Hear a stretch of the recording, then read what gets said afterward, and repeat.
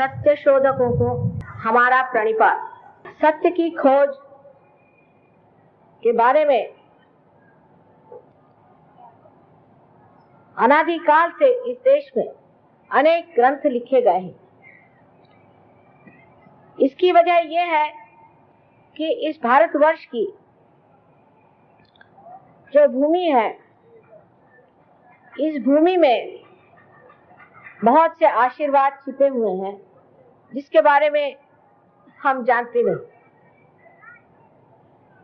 यहाँ की आबोहवा इतनी अच्छी है कि आप जब घर से निकलते हैं, आपको जैसे लंदन में हमें लबादे पे लबादे लादने पड़ते हैं और निकलने से पहले 15 मिनट तैयार होना पड़ता है, ऐसी कोई आफत नहीं। बाहर आते ही प्रसन्न, ऐसी सुंदर प्रसन्न हवा बहती रहती। यहाँ एक इंसान जंगलों में भी, पहाड़ी में भी, झरनों के पास, नदियों के किनारे बड़े आराम से अपना जीवन बिता सकता है।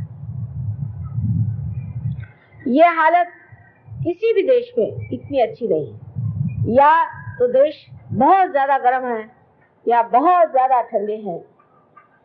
अतिशयता की प्रकृति होने की वजह से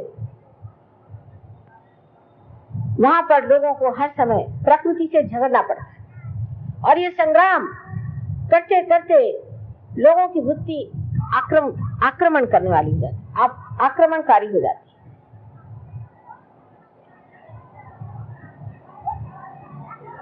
जब पहली मर्तबा मैं लंदन गई थी तो मैं सोचती थी कि यहाँ कोई प्रकोप है परमात्मा की, के शाप है कि आप बाहर एक मिनट भी नहीं खड़े हो सकते, शुद्ध हवा आप एक मिनट भी नहीं ले सकते।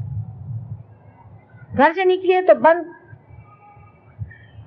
मोटर में बैठिए दौड़कर, और फिर जहां भी जाइए वहां से फिर दौड़कर आप घर में घुस जाइए। कभी भी प्रचंड इस प्रकृति का मनोरम आस्वाद लेने की कोई सी भी व्यवस्था वहां नहीं है। शायद इस वजह से एक माँ की दृष्टि से मैं दोष प्रकृति को ही देना चाहती हूँ, क्योंकि आखिर कहीं भी हो मानव परमात्मा के ही पुत्र हैं।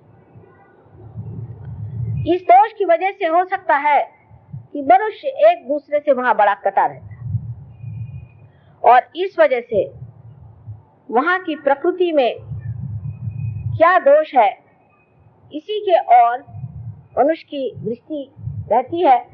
इतना ही नहीं कि इस आक्रामक प्रकृति को किस तरह से आक्रमण से जीता जाए, ये प्रवृत्ति सहज में ही उनके बर्ताव में, उनके विचार में पूरी तरह से दिखाई देती है। ना वहां कोई नदी में नहा सकता है। नदी इतनी ठंड होती है नदी में कि गंगा जी से भी ज्यादा वहां ठंडक होती है। और उसके बाद अगर वहां से आप कहीं से नदी में नहा ही लिए गलती से, तो उसके बाद आपको ऐसी बीमारियां हो जाएंगी जिससे आप जिंदगी भर के लिए जकड़ जाए। जब कोलंबस अमेरिका ढूंढने निकले थे, परमात्मा की असीम कृपा से, मेरे ख्याल से हनुमान जी ने कृपा की कि वो उधर अमेरिका चले गए और इधर नहीं आए। अगर यहाँ आ जाते तो ना हम रहते ना सहयोग, वहां सबको खत्म कर दिया इन लोगों। एक एक आदमी को चुन चुन के मार डाला। और अब जब मैं वहां गई थी और अर्जेंटीना में, पेरू में, उससे भी ज्यादा न्यूयॉर्क आदि किसी भी देश में, मैंने पूछा कि भाई यहाँ के आदि लोग कहाँ हैं, आदिवासी। उन्होंने कहा बस अब म्यूजियम में है, बाकी तो सब खत्म कर डाले। वही हाल हम लोगों का होता। सोचिए अगर कोलंबस महाराज यहाँ पहुंचते तो। ये परमात्मा की असीम कृपा है कि वो जमीन के खोज में वहां गए, लेकिन सत्य के खोज में लोग हिंदुस्तान आए, क्योंकि सत्य इसी संसार में, इसी पृथ्वी में अगर खोजना है तो वो भारतवर्ष में छिपा है। लेकिन हम लोगों की दृष्टि बाहर है। कल जैसे मैंने आपको समझाया कि हमारी जो क्रिया शक्ति है, जब वो ऊर्ध्वगामी होती है तभी वो जड़ों तक पहुंच सकती है, क्योंकि श्री कृष्ण ने खुद ही कहा हुआ है कि हमारी जो चेतना की या हमारी जो कार्य पद्धति है, उससे बढ़ने वाली हमारी जो चेतना है वो नीचे की तरफ अधोगति में जाती है, और ऊर्ध्वगति में जाने से ही हम अपने जड़ों में पहुंच सकते हैं। और आपसे मैंने कल बताया कि वो जड़ें इसी देश में, इसी भारतवर्ष में है, और हम लोग इन अधोगति में जाने वाले लोगों के पीछे आंख बंद करके सीधे चले जा रहे। हमारे यहाँ भी मैं देखती हूँ, वहां के मीडिया तो बहुत ही खराब है। वो तो कभी भगवान को समझ ही नहीं सकते, और सहयोग तो उनकी खोपड़ी पे से चलाया। आत्म साक्षात्कार नाम की चीज वो समझ ही नहीं सकते, उनसे बात करना ही बेकार है। वो कहावत है ना कि उल्टे घघरी पर पानी डालने से फायदा नहीं। लेकिन आज यहाँ का भी हाल वही हो रहा है कि यहाँ के भी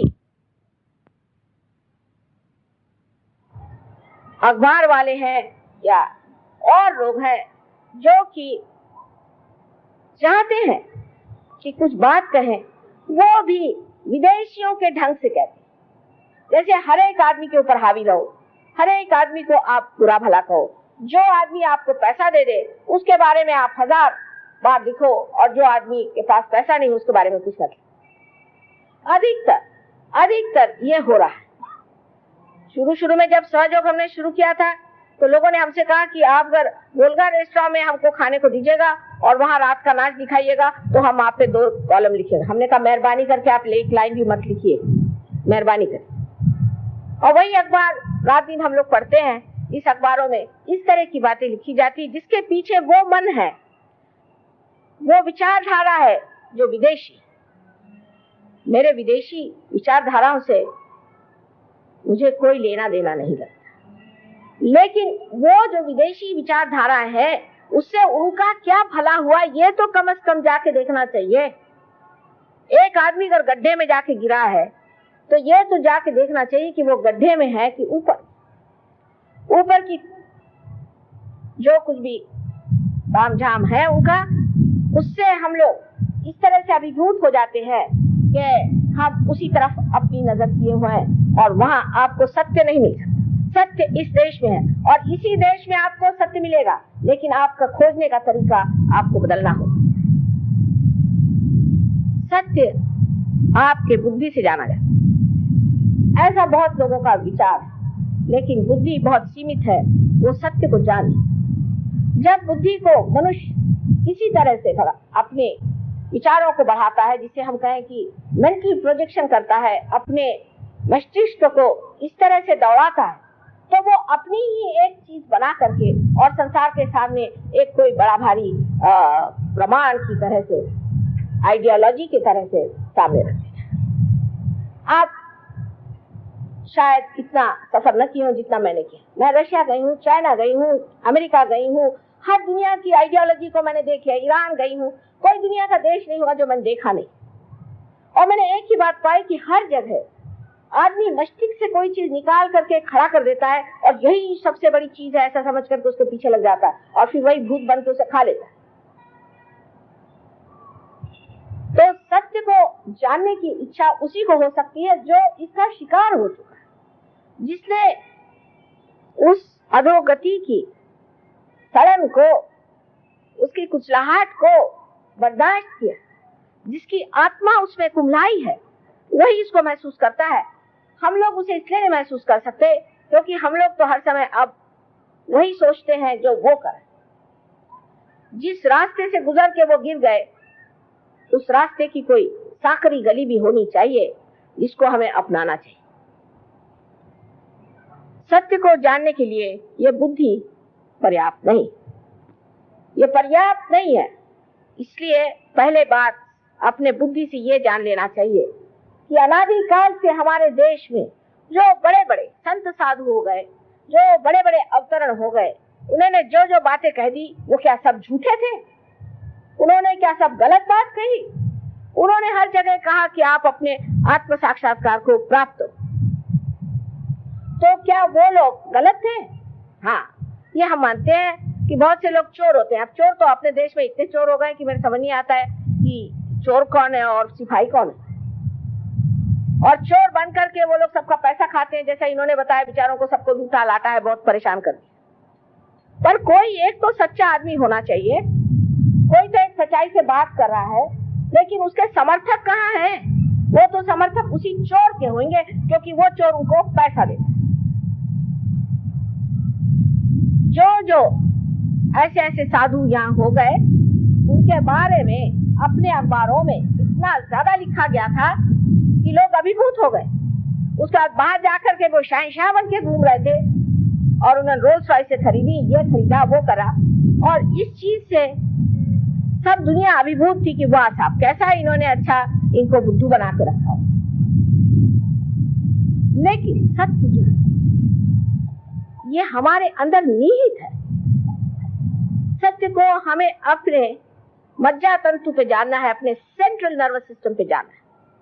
जैसे ये चीज ठंडी है या गर्म है, ये जिस तरह से हम जानते हैं उसी तरह से हमें सत्य को अपने सेंट्रल नर्वस सिस्टम में जानना है, माने जिसे हम कहते हैं कि ये हमें विद होना चाहिए, इसका बोध होना चाहिए। बोध का मतलब ये नहीं कि हमने किताब जाके पढ़ी। संत तुकाराम ने कितनी किताबें पढ़ी, ज्ञानेश्वर जी वो तो इतनी छोटी उम्र में ही समाधि प्राप्त कर गए।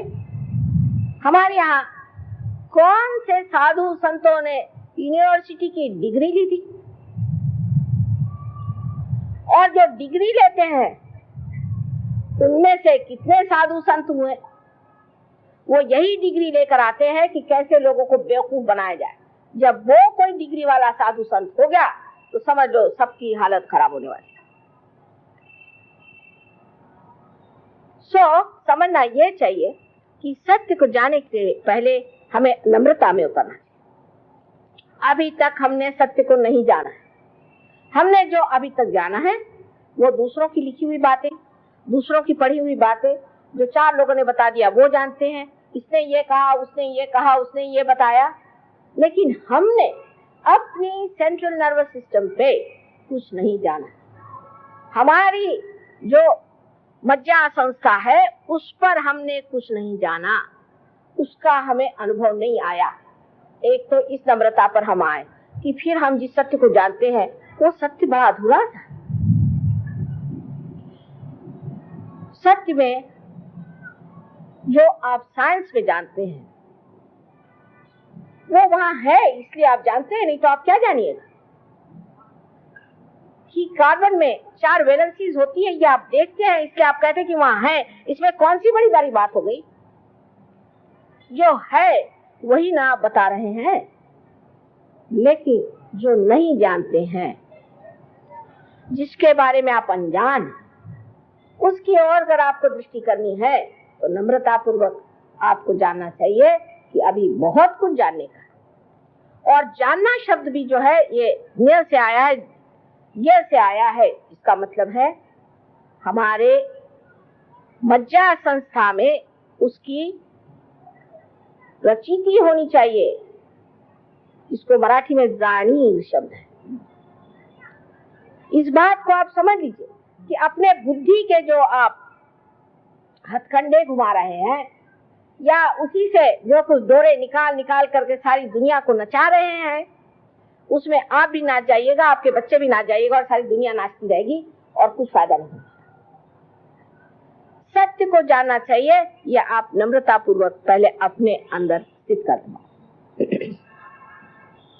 आप कुछ भी हो, जब तक आप आत्म साक्षात्कारी नहीं हैं तब तक हमारी नजर में आप अनजान।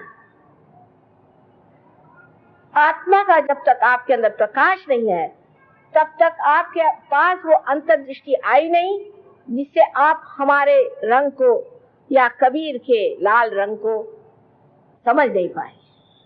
मेरे लाल की लाली इत देखूं इत लाल, मैं गई देखन लाली हो गई लाल, मैं ही हो गई लाल। कौन सा लाल रंग था वो, किसकी बात कर रहे थे? ऐसे रंग रंगो रंग रेजो लाल लाल कर दीनी, वो लाल किसी को दिखाई देता है क्या? और कबीर दास जी को जो हमने सदुक्री भाषा और आदि कह करके उनको इतना नीचा गिरा दिया और उनके इतने गहन तत्व हमने इस तरह से निचोड़ करके उसको खत्म कर दिया कि वो एक दलित वर्ग के कवि थे। और मुझे बहुत आश्चर्य हुआ कि लंदन में रैदास जी का और कबीर दास जी का उन्होंने वहां मंदिर बनाया है और इस जगह इतनी बड़ी विभूति हो गई और हमने उसे जाना। और बैठे बैठे बुद्धि से हम ये निकाल रहे हैं कि जो दर्जी बनकर के नामदेव थे, क्या वही नामदेव गुरु नानक से मिले थे? या ये निकाल रहे हैं कि जिन्होंने विवेक चूड़ामणि नाम की इतनी सुंदर तत्ववेत्ता पूर्ण, इसे कहना चाहिए, पुस्तक लिखी, ऐसे महान, ये तो बुद्धिवादियों को यही महान लगता है जिसमें वो चक्कर गिन्नी घुमाए, और उन्होंने इतनी ऐसी बात कैसी लिख दी जो सौंदर्य लहरी में है कि माँ की तुम स्तुति करो बस और कुछ करो नहीं। तो ये दो आदमी हो सकते, एक नहीं हो सकता। ये हमारे अक्लमंद जो लोग हैं उन लोगों ने ये बातें ला के रख दी। ये सत्य को कैसे खोज सकते हैं? ये अहंकार का अन्वेषण है। अहंकार की ये झलक ही नहीं पर पूरे तरह से आक्रमण है अपनी समाज पर, जहाँ पर कि एक अहंकारी अपने दिमाग में कोई बात सोच लेता है और क्योंकि उसको लिखना पढ़ना आता है, या वो बाहरी प्रोफेसर है या टीचर है या बोल सकता है, भाषण दे सकता है, लोगों पर छापता है। यहाँ ऐसे बहुत सारे तत्ववेत्ता है। एक हमने परसों सुने कि वो जा करके सब मारवाड़ी लोगों में जा करके बहुत ज्यादा रुपया कमा रही है और उनको लोग बड़ा तत्ववेत्ता समझते हैं। और वो गरीब लोगों से बताती हैं कि देखो भाई, गरीबी ठीक है, कोई हर्जा नहीं, ये तो पूर्व जन्म के कर्म से तुम पा रहे हो और आप किस पूर्व जन्म के कर्म से ये कर्म कर रहे हैं और आपका अगला जन्म क्या होगा। तो बुद्धि के तत्व में सबसे बड़ी जो चीज, जो महत्वपूर्ण घनी बात है वो एक ही है कि हमारे अंदर धर्म जागृत होना चाहिए। जब धर्म जागृत होता है तभी हम सत्य को जानते हैं। अब धर्म का मतलब हम लोग ये समझते हैं हिंदू धर्म, क्रिश्चियन धर्म, फलाने धर्म, ये धर्म है ही नहीं। कैसे हो सकते हैं बताइए आप? जब आप हिंदू धर्म की व्याख्या करते हैं, हिंदू धर्म में तो कहा है कि सबके अंदर एक ही आत्मा का वास है। फिर आपने जातीयता कैसी बनाई?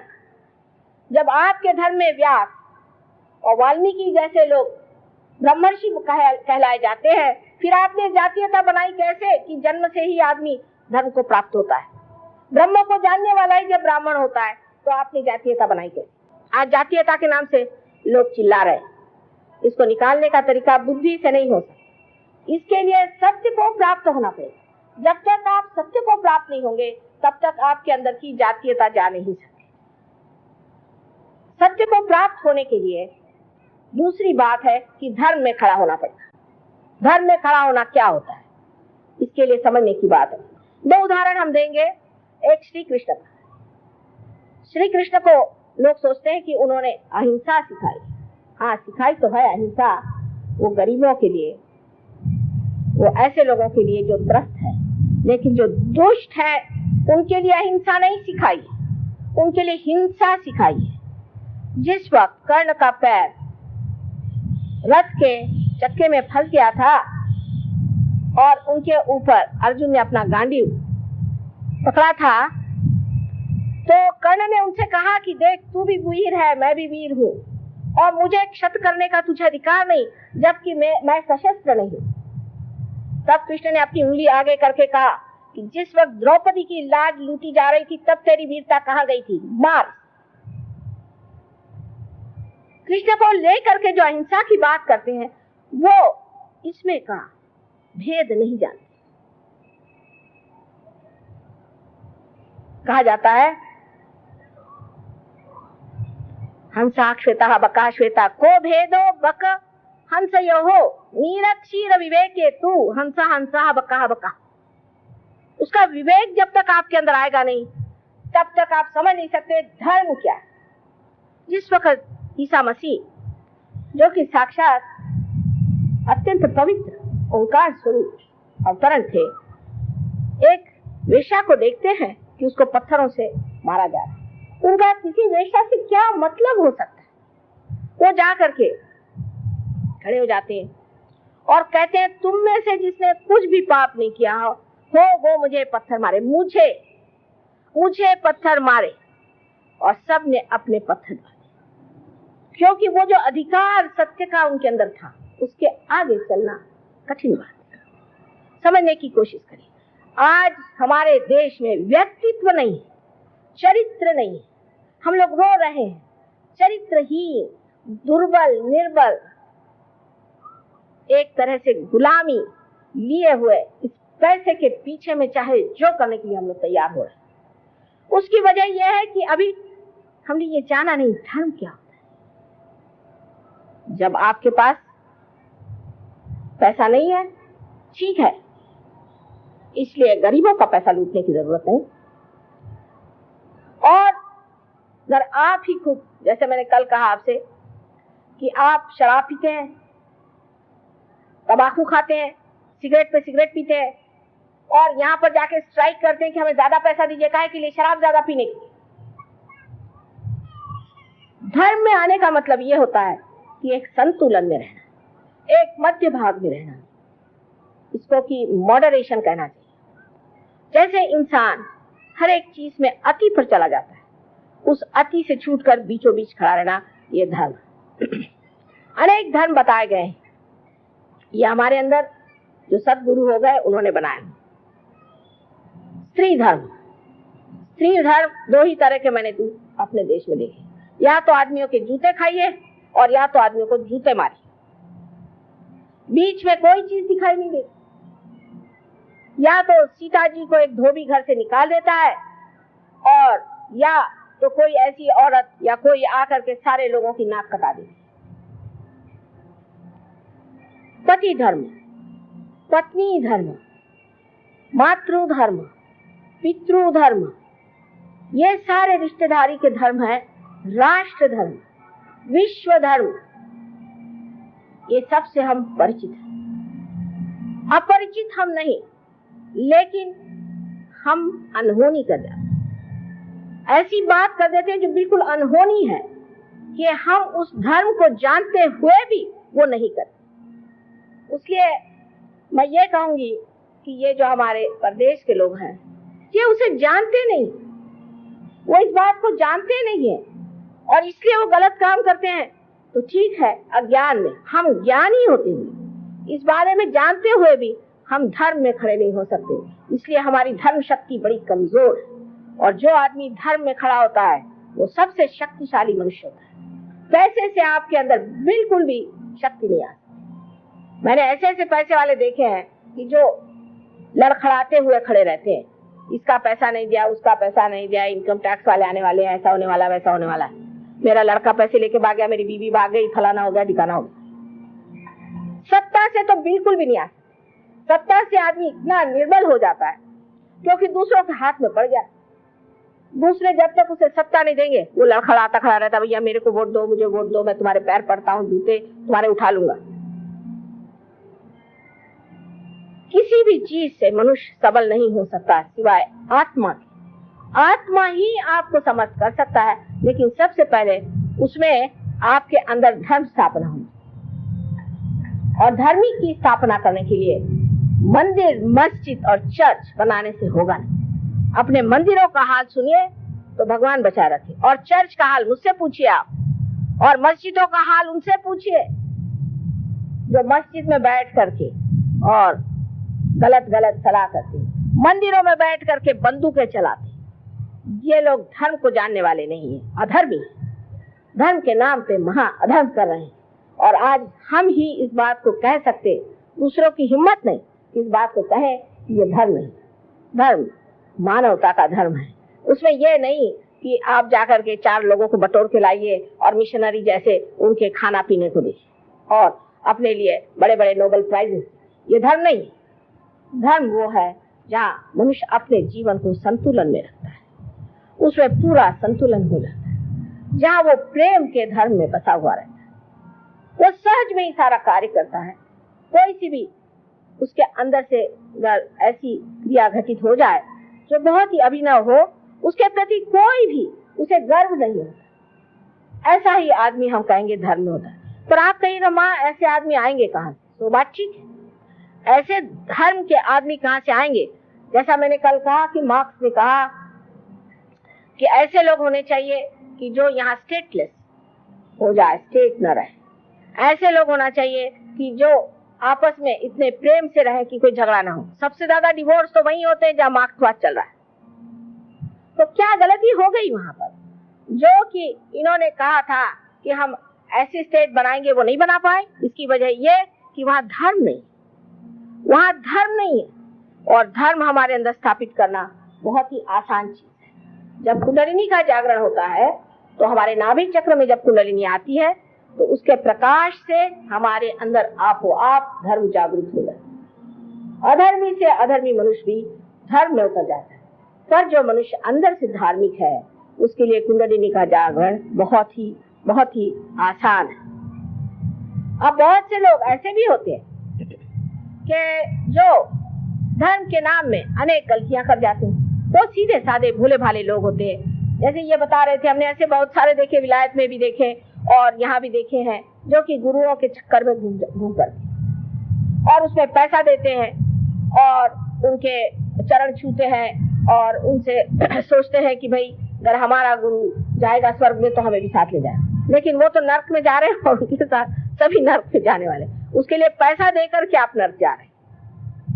एक बात आपको जान लेना चाहिए कि कोई सा भी गुरु जो रुपया पैसा मांगता है वो सदगुरु नहीं। आप परमात्मा को खरीद नहीं सकते। आप कुंडलिनी को पैसा दिखाकर जागरूक नहीं कर सकते।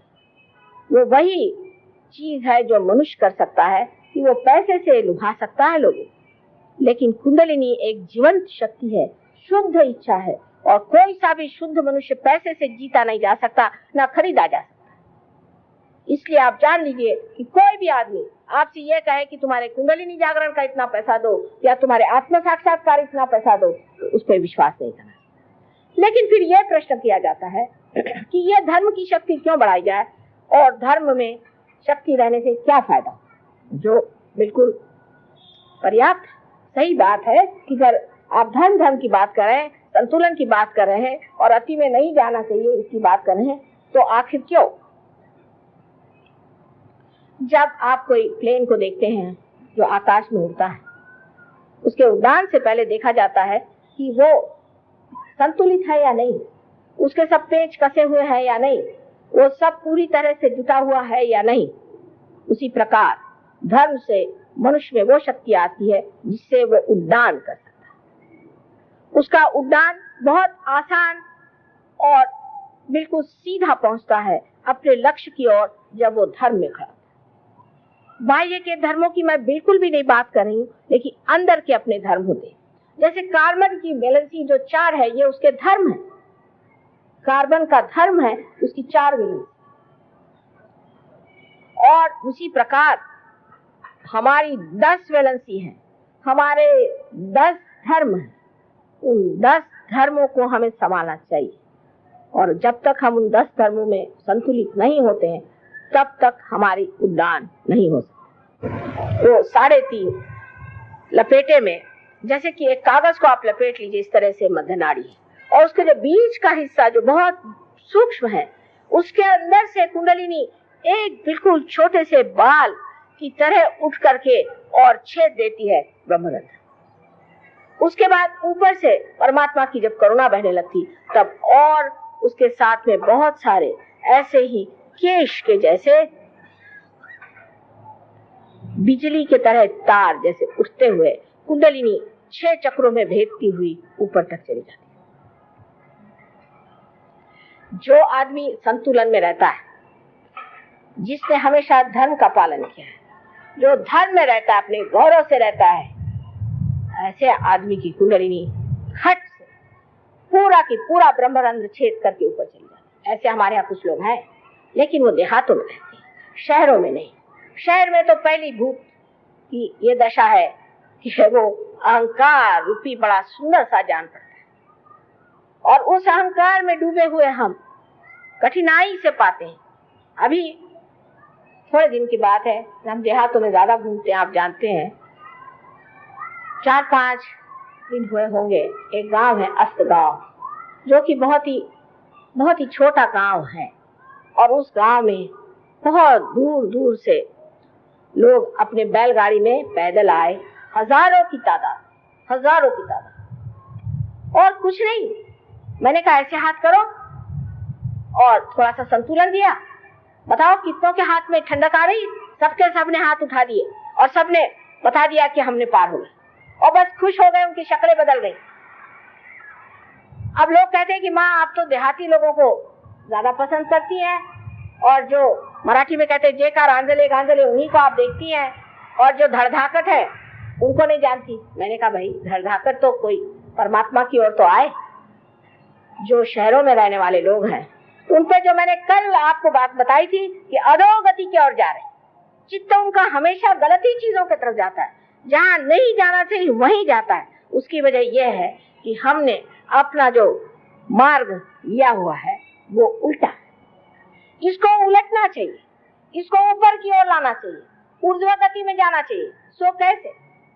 पूरी सिस्टम बदलना चाहिए। मैंने कल आपसे कहा जब तक ये पूरी सिस्टम नहीं बदलेगी तब तक हम लोग ठीक नहीं हो सकते, और ये बदलना हम लोगों का कार्य है कि जब हम योगी जन हो जाएंगे तो अपने आप सिस्टम बदल जाएगी। आखिर सिस्टम भी तो इंसान ने बनाई है, और दूसरी सिस्टम भी यही योगी जन बनाएंगे, जहां हम ऊर्ध्व गति को प्राप्त हो। इस ऊर्ध्व गति को प्राप्त होने से आप सत्य को जानेंगे। अब सत्य क्या है?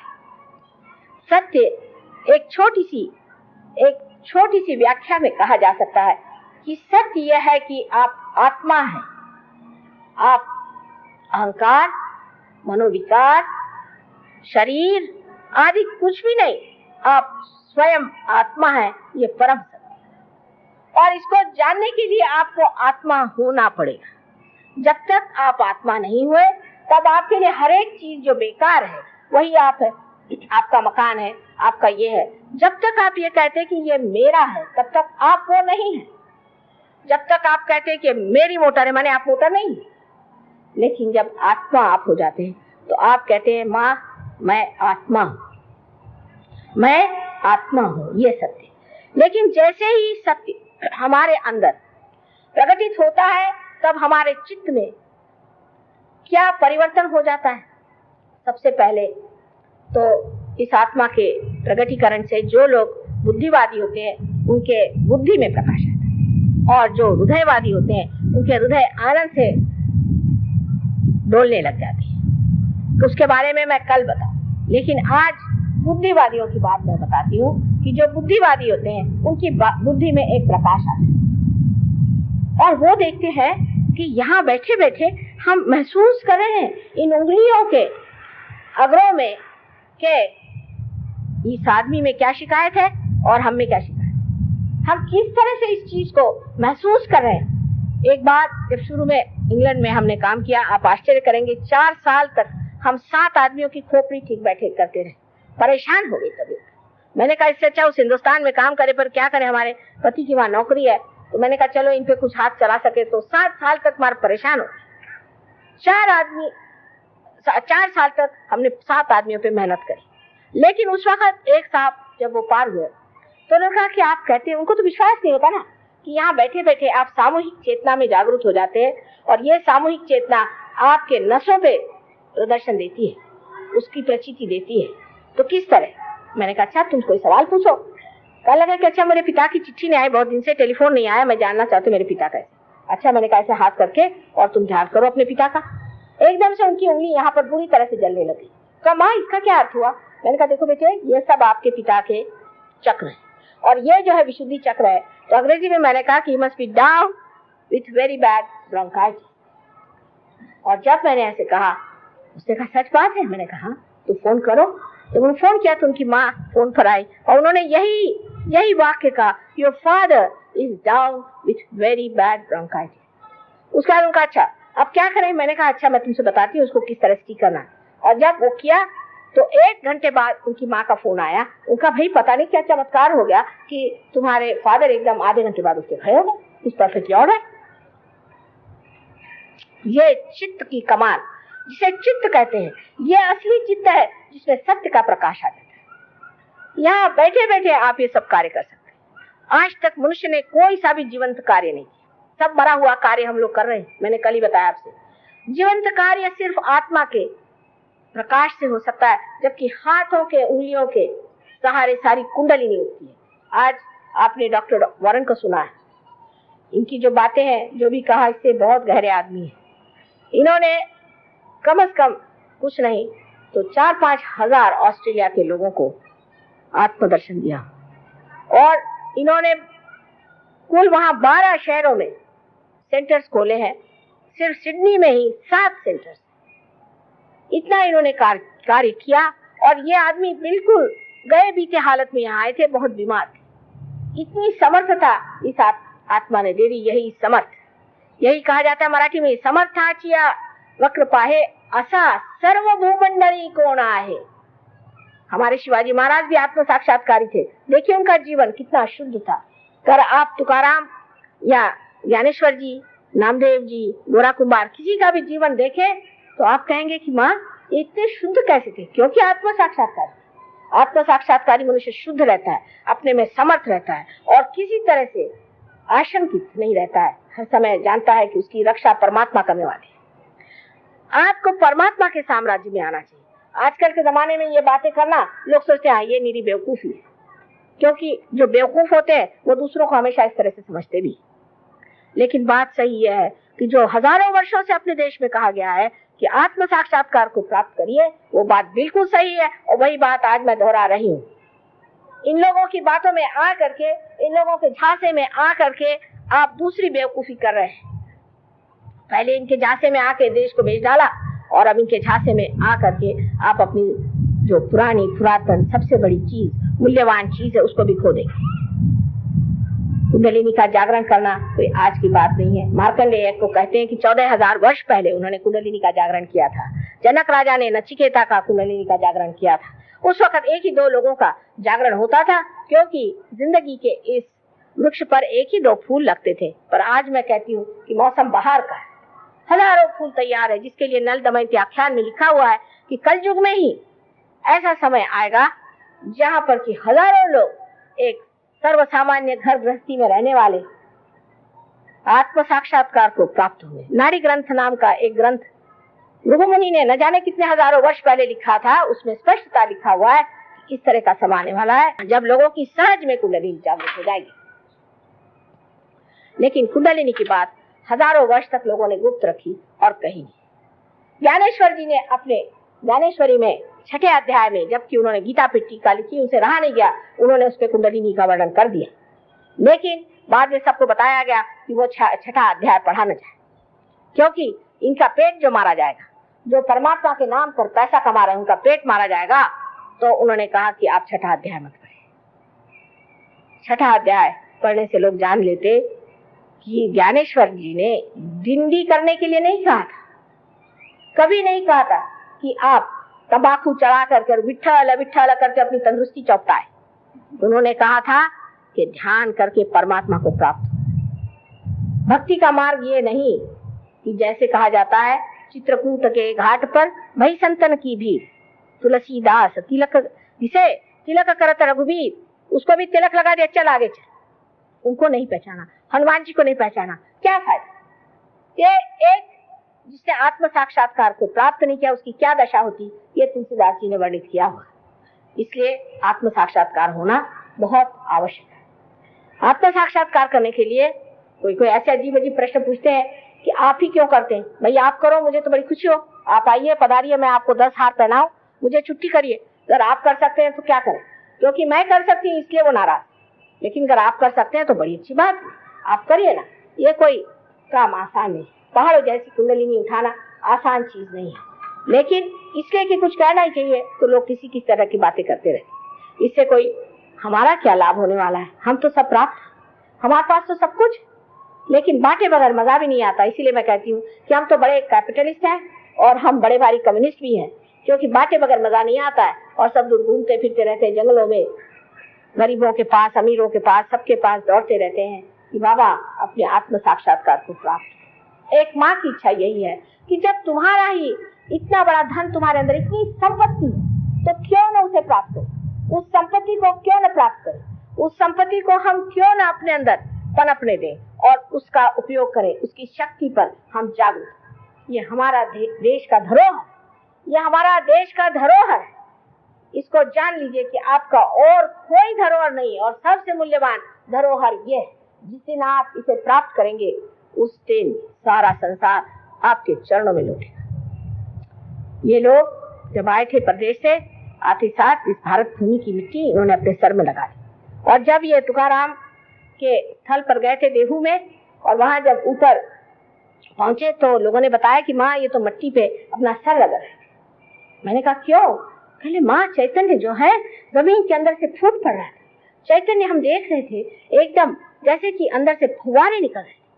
ये एक आत्म साक्षात्कारी ही देख सकता है, क्योंकि उसने सत्य को पाया है। आपको ज्यादा दूर जाने की जरूरत नहीं, आप अपने उंगलियों पे जान सकते हैं सत्य क्या है और असत्य क्या है। कोई आदमी है वो झूठा है, सच्चा है, कोई चीज है वो अच्छी है, बुरी है, कौन सा कार्य करना चाहिए, इसका पूरा विवेक आपको चैतन्य जब आप पा लेते हैं तो चैतन्य ही सब सजा देता है। पर इतना ही नहीं, इससे कहीं अधिक ज्ञानी आप हो जाते हैं, और उस ज्ञान का कोई वर्णन नहीं किया जाता। जैसे कि आप नानक साहब हैं, उन्होंने कहा कि कहे नानक बिन आपा चीन्हे मिटे न भ्रम की इकाई। उन्होंने कहा जब तक अपने आप को आप पहचानोगे नहीं तब तक भ्रम मिट नहीं सकता। तो वो लोग अखंड पाठ करते हैं, अखंड पाठ 2.5 दिन का होता है, तो वो उंगली रखेंगे भाई यहाँ खत्म हुआ, अब इससे दूसरे आके आदमी उस उंगली पर पकड़ के फिर वो अखंड पाठ पढ़ेंगे। 2.5 दिन के बाद थक थका के सब सो जाएंगे, तीसरे दिन शराब पिएंगे। रट रहे हैं, बिना आपा खोजे मिटे न भ्रम की इकाई। रटने से क्या परमात्मा मिलेगा? वैसे कबीरदास जी ने एक खास बात कही है कि पढ़ी पढ़ी पंडित मूर्ख भय। जब मैं छोटी थी मैं सोचती थी कबीरदास जी ऐसा क्यों कह रहे, ऐसे कैसे हो सकता है? लेकिन पढ़ना और व्यक्तित्व में बहुत अंतर है। आदमी जब पढ़ता है, कोई अगर गीता पे भाषण देता है सोचता कि वो व्यास नहीं हो। अहंकार बीच में खड़ा है, एक बड़ा भारी पहाड़ बन के।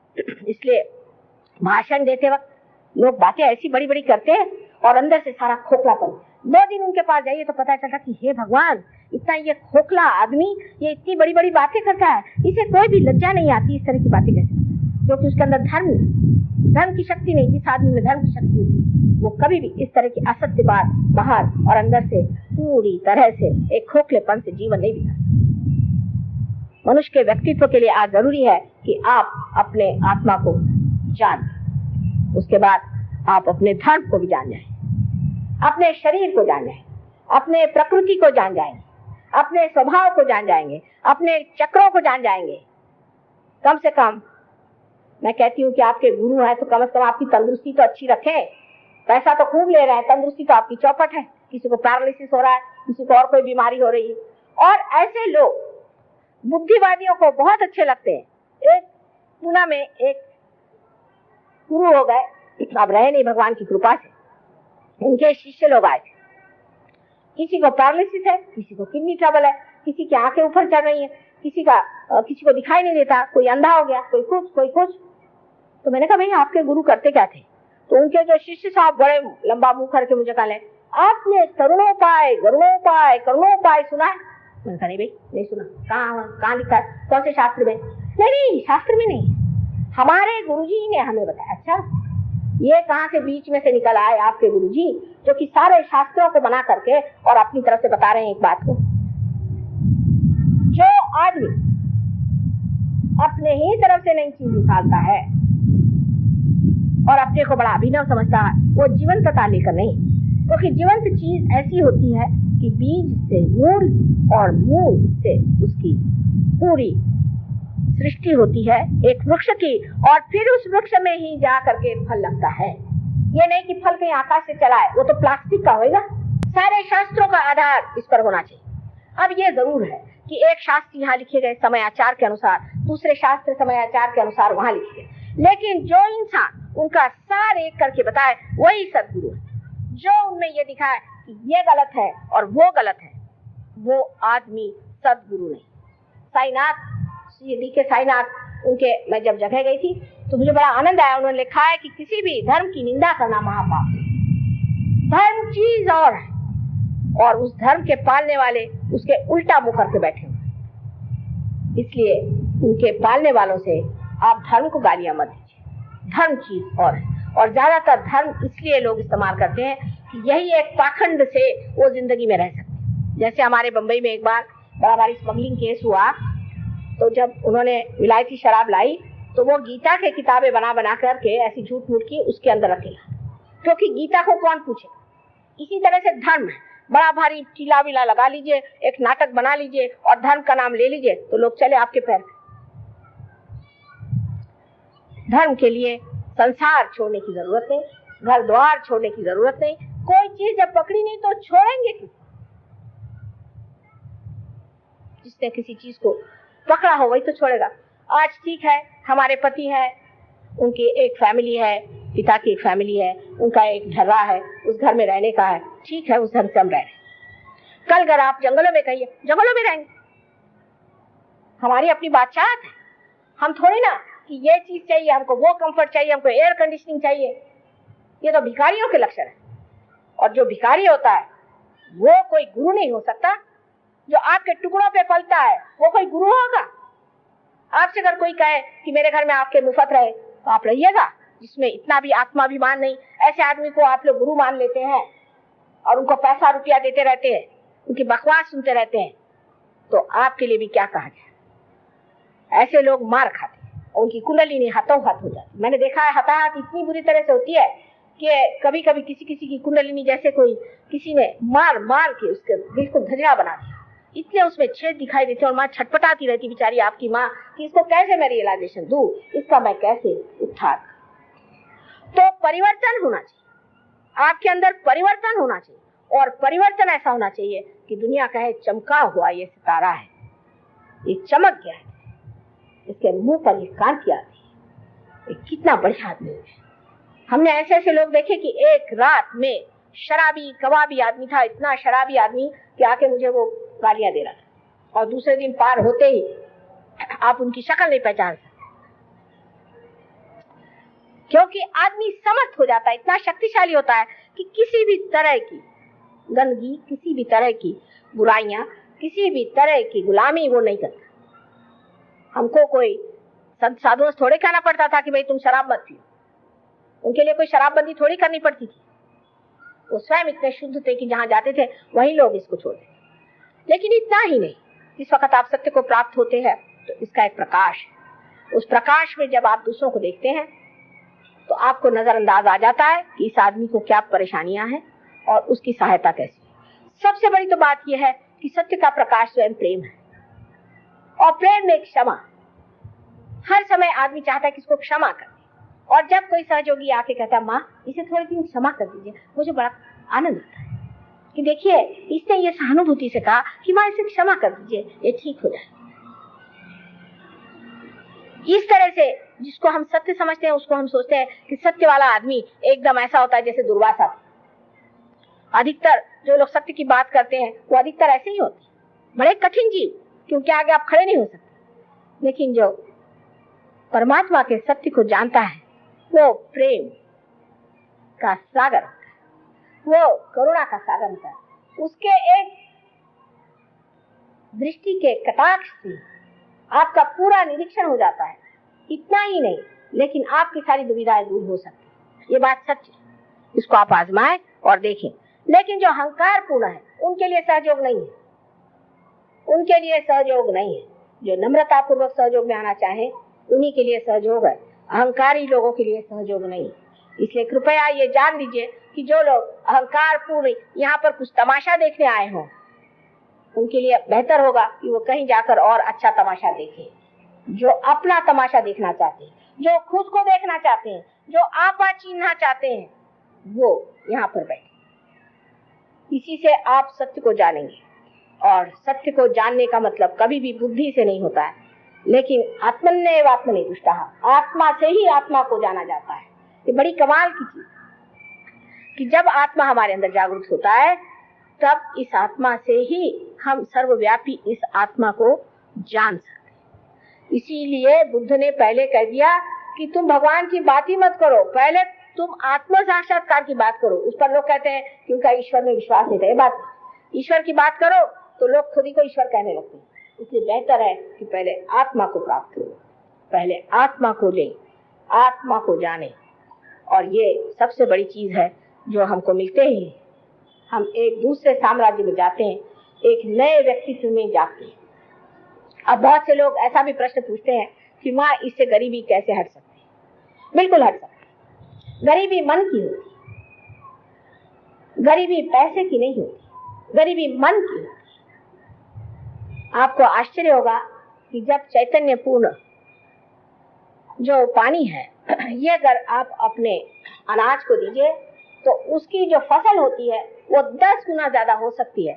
अभी हमारे यूएनओ में एक शिष्य है, हमीद नाम है, मुसलमान है, ईरान के। उन्होंने अभी प्रयोग किया हुआ है और उसमें दिखाया कि चैतन्य पूर्ण पानी से एक पेड़ कितना बड़ा हो सकता है। सूरजमुखी के फूल पे उन्होंने प्रयोग किया था और जिसमें कि आप बहुत सारे खत डालते हैं वो भी उससे छोटा ही रहता है, और जिसमें कुछ नहीं डालते वो बिल्कुल गिर जाता है। इसका मतलब यह है कि जब चैतन्य पूर्ण चीज आप कहीं भी देते हैं तो उससे एक समृद्धि आ जाती, समृद्धि आ जाती। हम देखते हैं खेतों में जाते हैं कभी, उससे भाई ये किसका खेत है? सहयोगी का। आप पहचान ले, समृद्धि आ जाती।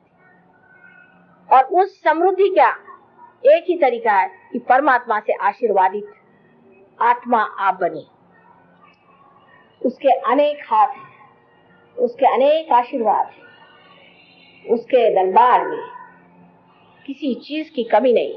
और उसकी गवर्नमेंट इतनी एफिशिएंट है कि बस आप उससे कोई बात कर दीजिए, हो जाती, पर पहले उससे कनेक्शन तो हो जाए। बगैर कनेक्शन ही के अगर आप उसे परेशान करिए तो आप गिरफ्तार हो जाए। इसलिए बेहतर है कि आप उनसे अपना कनेक्शन कर लीजिए। सबसे आसान चीज है, इसमें कुछ नहीं करना, सहज सह आपके साथ पैदा हुआ ऐसा ये योग का आपका जन्मसिद्ध हक है जिसे आप प्राप्त करें। अगर हिंदुस्तानियों ने नहीं प्राप्त किया तो मैं किसके आगे सर फोड़ूंगी? आप ही के लिए यह है। और विशेषकर इस भारतवर्ष में बड़ा भारी योग का दान है। इस पृथ्वी के एक एक कण कण में श्री रामचंद्र जी नंगे पैर चले। आकाश में आपको दिखाई नहीं देता होगा, मुझे सब दूर चैतन्य दिखाई देता है। जैसे ही हिंदुस्तान में हमारा प्लेन आ जाता है, मैं चैतन्य देखती हूँ, चारों तरफ चैतन्य फैला। आशा है आपको भी ऐसी आंखें मिल जाए जिससे आप भी इस चैतन्य को देख सकें और उसका वर्णन कर सकें। इस सत्य के अनेक स्वरूप हैं जिसके बारे में एक लेक्चर में मैं कितना आपसे बताऊं सो कम है। इस पे अनेक मैंने लेक्चर्स दिए हैं, यहाँ तक कि इंग्लैंड में कम से कम मेरे 2-3 हजार लेक्चर्स हो गए होंगे, अंग्रेजी भाषा में ही और हिंदी भाषा में भी और मराठी भाषा में। जैसी भी ये भाषा, मैंने मराठी ही सीखी है बचपन में और हिंदी भाषा मैंने कभी सीखी नहीं थी और अंग्रेजी भी कभी सीखी नहीं। लेकिन मेरे ख्याल से जब तक हृदय से आप बात करते हैं तो कोई भाषा की खास विशेषता नहीं रह जाती। वो भाषा हृदय तक भिड़ जाए, यही बस चाहिए। और आपके हृदय में आपके आत्मा की जागृति हो जाए, यही मैं चाहती हूँ। परमात्मा आप सबको सुमति दे।